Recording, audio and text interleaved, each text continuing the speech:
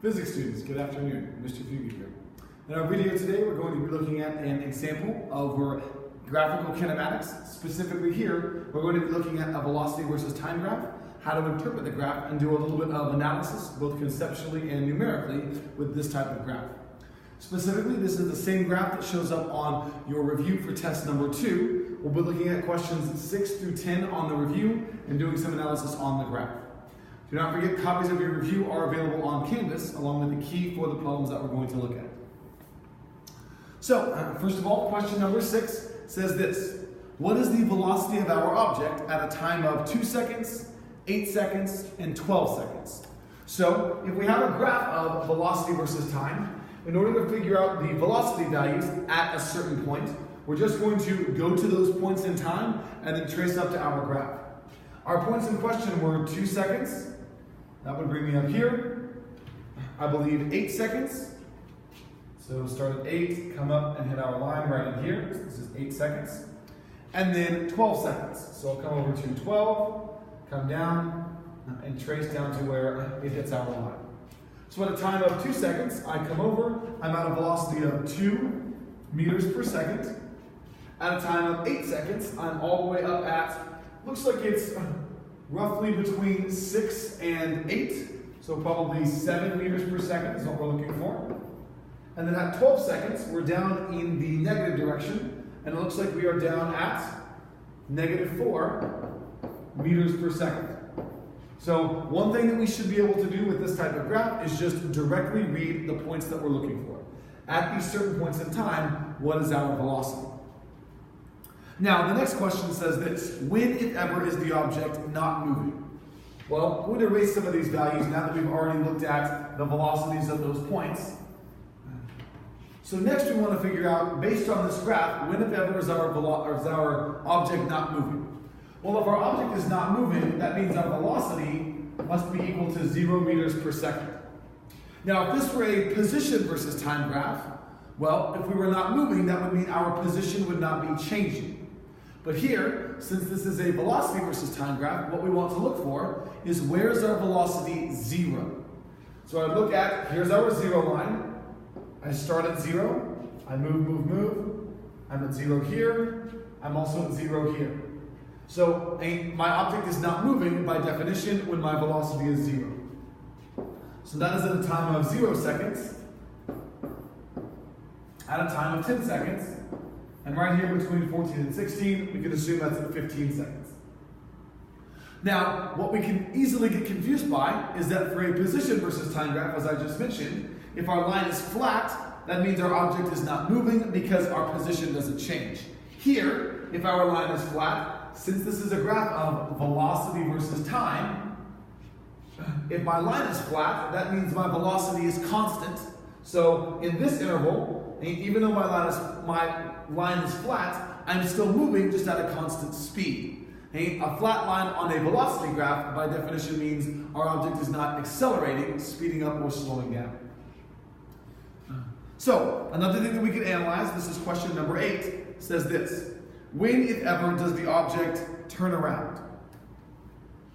Okay? Now, for an object to turn around, well, it must stop and then change directions. So I'm going to look at my stoppage points, which would be at 10 seconds and at 15 seconds. And what I want to know is, do I turn around, meaning does my velocity change sign? Does it go from positive to negative or from negative out to positive? So at 10 seconds, we stop. And before 10 seconds, my velocity is positive. It's above 0. And after 10 seconds, our velocity is negative. Our value is below 0. So at 10 seconds,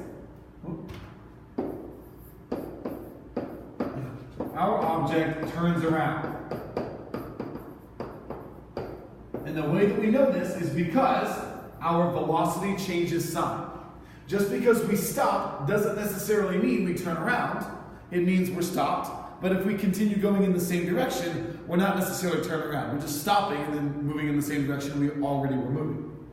So at time 0, even though we're stopped there, we don't really know what's happening before time 0, right? Before we started analyzing the motion of our object. We could have been moving in the negative direction, or we could have just been standing still. So we can't say for sure that we turn around at point 0. We also can't say for sure what's going on at time of 15 seconds, because we don't have anything to compare that to. We know we're going in the negative direction. Before this time, we're moving backward. But after that, we don't really know what happens. If we were to move then backward, well, still going in the negative direction, we wouldn't turn around. We would just stop and then keep moving in the same direction. If we went to a positive velocity, then yes, we would be turning around because we would be traveling in one direction, stopping, and then traveling in the next. So the only definitive point we know at which we turn around is a time of 10 seconds, because our velocity goes from positive to negative, or from negative to positive. Here it's just a context of positive down to negative. So the next question on the review, and something else we might want to be able to do, is this. How far does the car travel during a certain interval of time?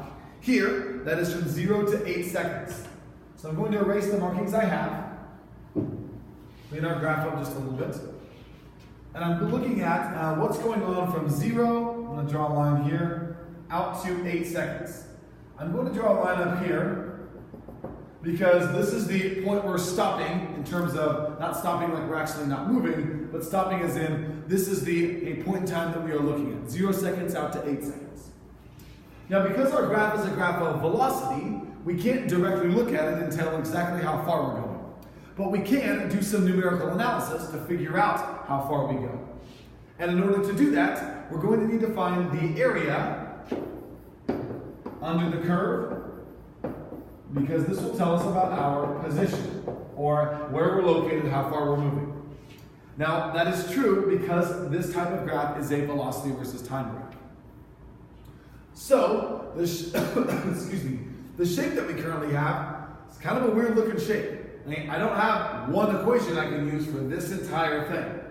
So what I can do here is try to break this up into as many shapes as possible that are easier to deal with. So it looks like this slanted portion I can break up into a triangle. I'm going to call this area 1. Looks like here I can make a rectangle. I'm just going to extend that all the way over here. This could be area 2. And then up here, I can take my slanted portion, turn this into a triangle for area 3, and then lastly, find this last rectangle, which would be area 4. Now again, you can break it up into whatever number of shapes that you want to, but we probably want to stay with triangles and rectangles because they're easier to deal with in terms of the equations. So I'll go ahead and start solving for these. Area 1 is a triangle. So 1/2 base times height. The base here is, well, looks like 3 seconds, a height of 3 meters per second.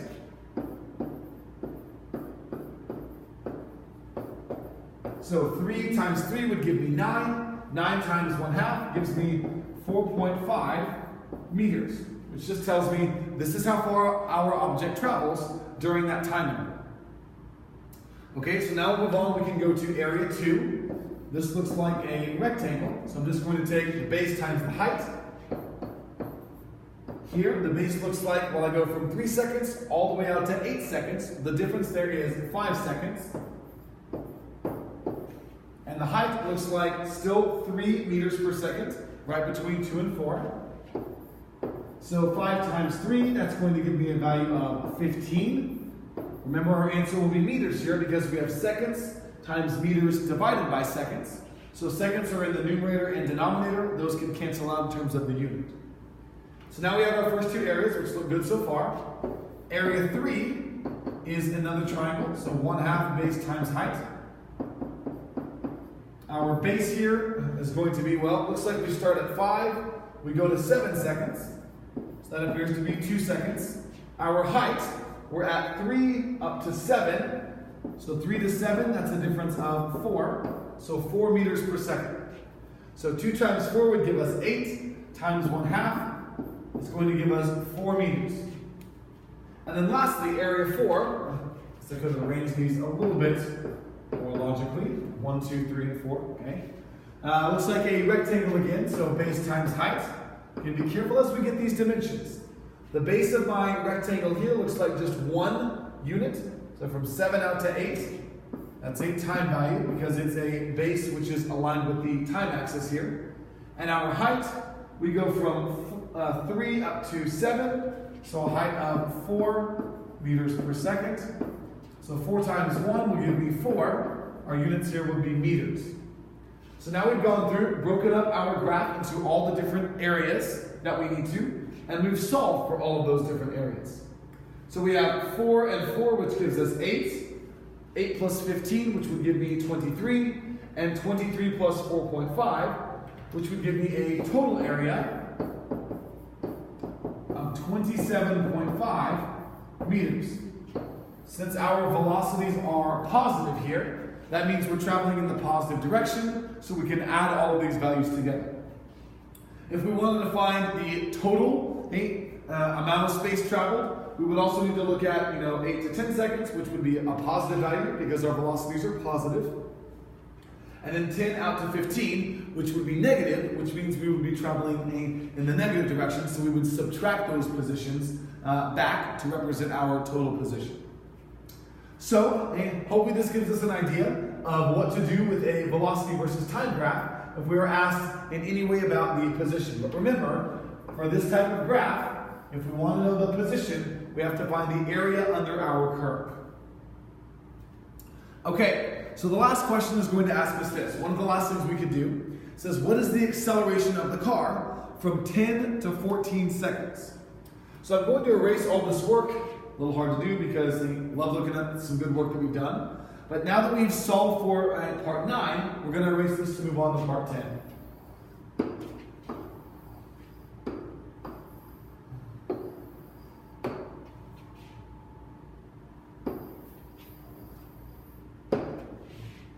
Okay, so we're looking at the acceleration from time of 10 seconds to 14 seconds. So from 10 here, here, and then here. So we have a few different values here. So if our graph is velocity versus time, and we want to find acceleration, well, we can't read our points directly because the graph doesn't directly tell us about acceleration. But if we're asked for acceleration for this type of graph, that means we need to find the slope. Directly the graph tells us about velocity. Indirectly, we find area to tell us about position for this type of graph. And also indirectly, we can find slope to tell us about acceleration. So because we have 3 different slopes here, one from 10 to 12, one from 12 to 14. Oh, actually, this is just asking us to 14 seconds. I'm sorry. So we're just going to stop here. So we have 2 different slopes here. My apologies. One from 10 seconds to 12 seconds. One from 12 to 14. So we're going to find the slope along our line for really the 2 lines that we have. So I'll call this line line 1. We'll do that in blue. And then this line here, we'll call that, no, not 2 lines. We'll call this line 2. So for line 1, to find our slope, we need 2 points. One of those could be a time of 10 seconds and a velocity of 0. So 10 seconds and 0 meters per second. And the second point looks like we're at 12 seconds and we're at a velocity of -4. So to find slope, we need our slope equation, which looks like this.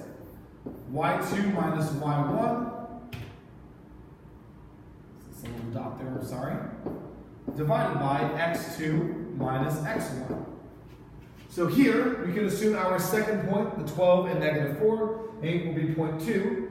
So we'll take y2, -4, minus y1, which is 0.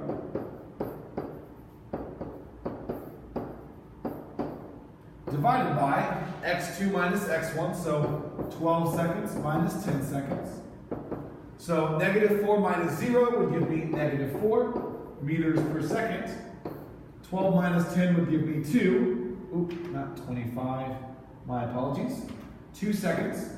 So 4 divided by -2 gives us -2. And meters divided by seconds again should be 2 meters per second squared. Which tells us our velocity changes by a value of -2 meters per second every second. So, hey, this is going to tell us that our velocity is becoming more negative, which fits with our graph. We go from 0 to negative 4 meters per second, so we are beginning to move quickly in the negative direction here. Now from 12 seconds out to 14 seconds, if you just eyeball this, you should be able to tell that's a flat line, which the slope of any flat or horizontal line should be 0. But let's go ahead and double check. Our points here would be 12 seconds and a velocity of negative 4, and 14 seconds also at a velocity of negative 4. So we have, for line 2, 12 seconds, a velocity of negative 4 meters per second, and at 14 seconds, also a velocity of negative 4 meters per second. So we plug into our slope equation, y2 minus y1 divided by x2 minus x1, and let's see what we get. Well, y2, negative 4 meters per second minus negative 4 meters per second divided by 14 minus 12, so 14 seconds minus 12 seconds. Negative 4 minus a negative 4, that will become a positive. So really negative 4 plus 4 gives us 0 meters per second. Divided by 14 minus 12 gives us 2. So 0 divided by, well, anything that's not 0 will just be 0 meters per second squared. So what that tells us is, again, a confirmation of what we already knew, a flat horizontal line, which should have 0 slope. And also, because our velocity doesn't change, we're staying at negative 4 meters per second, that means we should have no acceleration. We're not speeding up or slowing down in this scenario.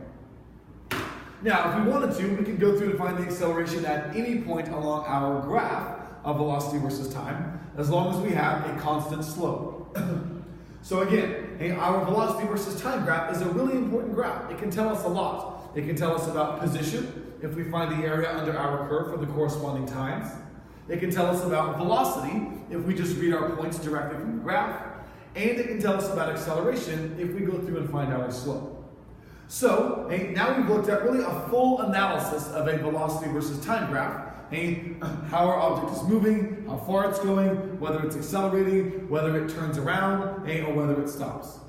So remember, as we're looking at these types of graphs, we do need to be able to work through the numerical analysis, but we also need to understand conceptually what is going on and how that fits with a physical, real-world scenario. So again, these do correspond to problems 6 through 10 on your review for test 2. Hopefully this answers any questions you might have had about those problems. Good luck.